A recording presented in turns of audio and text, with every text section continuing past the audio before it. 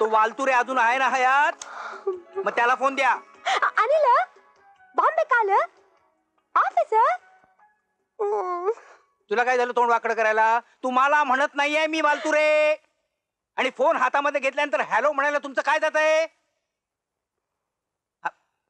हे बघा माझ्या हनीमूनचं सविस्तर परिपत्रक मी ऑफिस मध्ये आल्यानंतर सगळ्यांना वाटणार आहे. कळलं? आता कामाचं आहे का? हा हे बघा ते एक्सपोर्ट कॉन्ट्रॅक्ट केव्हा येण्याची शक्यता आहे तेव्हा त्याच्या ड्यू डेटच्या आत आपला ऍक्सेप्टन्स होकार त्यांना कळवला पाहिजे. कळलं? हा ठीक आहे मी तुमच्याकडे वाट बघतोय. ताबडतोब फोन करा. हा हा सारखं काम फोन कंटाळा आला त्यो. हे बघ प्रिया, मी जरी इकडे आलो असलो ना तरी माझा जीव तिकडे ऑफिस मध्ये कामात अडकलेला आहे. व्यवसायाच्या दृष्टीने ही वेळ फार महत्वाची आहे आणि माझी माणसं स्वतःच्या जबाबदारीवर ही परिस्थिती हाताळू शकतील असं मला वाटत नाही. समजलं? समजलं. तुला काय समजलंय? मला समजलं. आता जरा लवकर आवरा. लवकर. मी खाली लॉबीत वाट बघत उभा आहे. लॉबीत मी वाट बघतोय. नाहीतर माझा तिकडे खडा पारशी कराल. पारशी. एक मिनिट आलंच. ऑपरेटर बॉम्बे काल ಸೇಮ್ ನಂಬರ್. ಹೌದು ಕ್ವಿಕ್ಲಿ.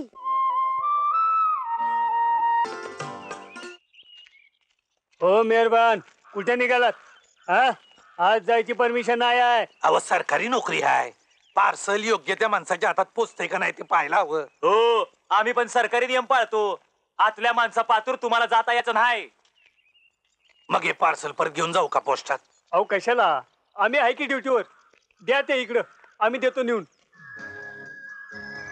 बर जशी तुमची मर्जी. घ्या हे तसंही करा.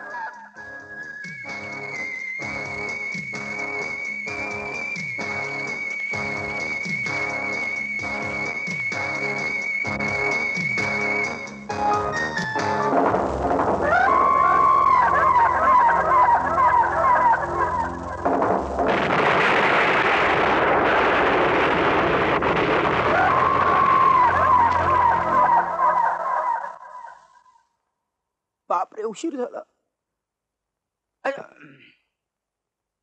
प्रिया किती वेळ? अहो मी केस धुताय. अरे केस धुताय तर मग रविवारी धुऊ जा की. मला ऑफिसला उशीर होतोय. आलंच. सकाळी उठल्याबरोबर पहिल्यांदा बाथरूम मध्ये ही जाणार. कधी केस धुतय, कधी पूजा करायचंय म्हणून आंघोळ करतय. मी आपला सारखा बोंबलतोय. अशानं माझ्या वेळापत्रकाचा सत्यानाश चालला गेले कित्येक दिवस. Good morning sir. Good morning gentleman.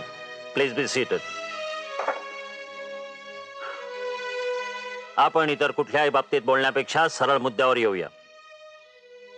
आपल्या कडेकोट बंदोबस्तात 2 साक्षीदार मारले जातात. सॉरी, माझ्याजवळ शब्दच नाही. केवळ अक्षम्य घटना. डॉन पर्यंत पोहोचण्याचा तो एक मार्ग होता.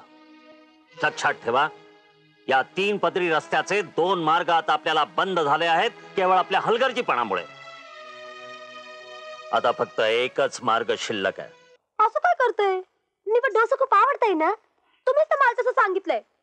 अहो आमच्या घरामध्ये मी सगळ्यात चांगले डोसे करताय. होय बाई, तुला चांगल्या रीतीने डोसा करता येतो आणि उत्कृष्ट रीतीने खाऊन पण दाखवता येतो. पण सकाळच्या नाश्त्याला इडली, दुपारच्या जेवणाला डोसा, संध्याकाळच्या खाण्याला इडली आणि परत रात्रीच्या जेवणाला डोसा. हे असं दिवसातून 4 वेळा.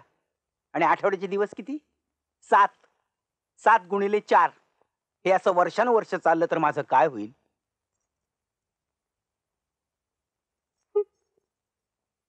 देवाला नैवेद्य दाखवलं तर देव सुद्धा देऊळ सोडून पळून जाईल. देवाला काही वाईट गिट्ट बोलू नका. देवरती ಕೆಟ್ಟಾನು ಬ್ಯಾಡ್ರಿ, ದೇವರದಿ ಕೆಟ್ಟಾನು ಬ್ಯಾಡ್ರಿ. ದೇವ್ರೇ ಅವ್ರಿಗೆ ಮಾಫ್ ಮಾಡ್ರಿ, ದೇವ್ರೇ ಅವ್ರಿಗೆ ಮಾಫ್ ಮಾಡ್ರಿ.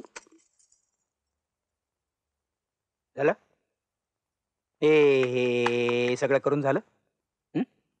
हे सगळं संपलं असेल तर आम्हाला एक कॉफी द्या.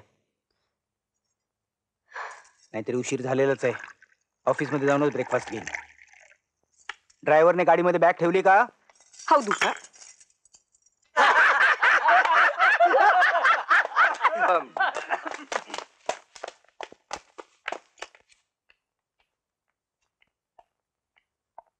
अहो देशपांडे, हा दगड फारच मऊ झाला. आजचं बघा ना, स्वतः उशिरा आलाच, पण आपल्यापैकी कोणालाही न तासडता सरळ आत गेला. आणि हल्ली त्यांचं कामावरचं लक्षही जरा कमीच झालंय. हनीमूनचा हँगओव्हर अजून गेला नसेल मॅन. It's natural.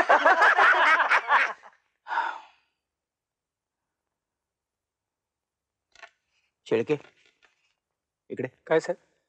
मला कॅन्टीन मधून काहीतरी जरा खायला घेऊन ये. काय आणू साहेब? काही आण रे. बर. पर हलका आण रे मात्र. लवकर ये रे. काय झालं मग? ते पत्र आपल्याला मिळालं सर. कसलं पत्र? ते कॉन्ट्रॅक्ट आपल्याला नाही मिळालं सर. म्हणजे आपलं टेंडरच उशिरा पोचलं. हे पत्र ठेवलं तर टेबलावर. कॉन्ट्रॅक्ट मिळालं नाही आणि हे आल्याबरोबर माझ्या कानावर घालायचं नाही तुम्ही लोकांनी. कुठे पत्र?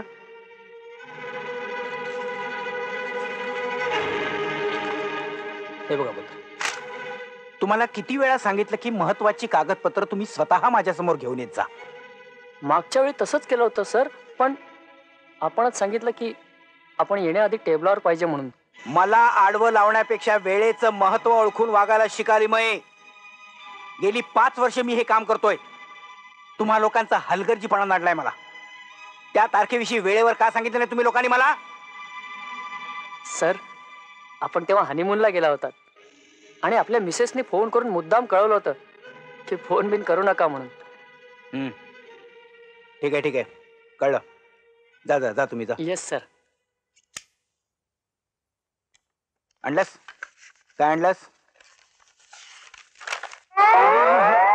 मसाला डोसा. जगातले सगळे आचारी मसाला डोसाशिवाय आणि इडली शिवाय काहीच बनवत नाहीत का रे? जा फेकून दे तिकडे, नाही तर तूच खा. काका काका आपल्याकडे पाहुणे आलेत. तुझा मी बघतो. मी येणार नाही.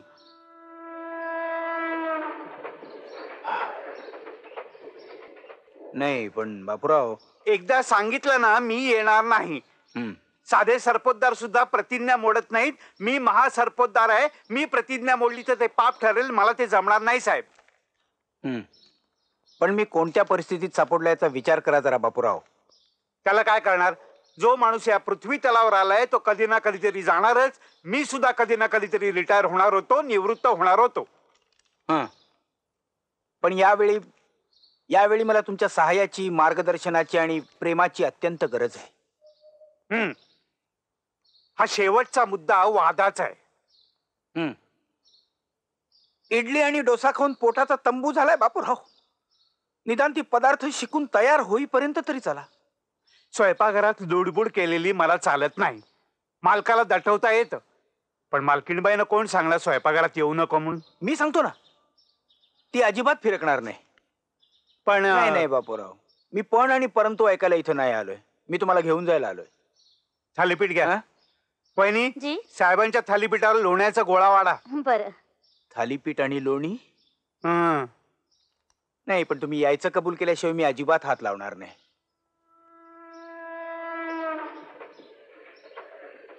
करा, सुरुवात करा. थँक्यू.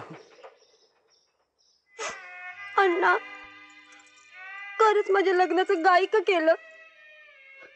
मी नको सोचतोय. होय, असं म्हणू नकोस कृष्ण. प्रत्येक मुलीला कधी ना कधी आपली मायेची माणसं सोडून सासरी जावंच लागतं. तुझ्या बाबतीत प्रश्न निर्माण झाला होता. ठरलं लग्न आईनं मांडवात मोडण्याची पाळी आली होती. तो माणूस देवदूतासारखा समोर आला. खरंच अण्णा, फार चांगलं माणूस ते. प्रेमळ, बाबड, पण 24 आवर्स बिझनेस बिझनेस बिझनेस.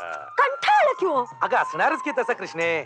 त्यांच्या दृष्टीने महत्वाचं असणारच की कामधंदा. पण कृष्णे, तू सुखी आहेस ना? हौद, खरंच खूप सुखी. या बापूराव या.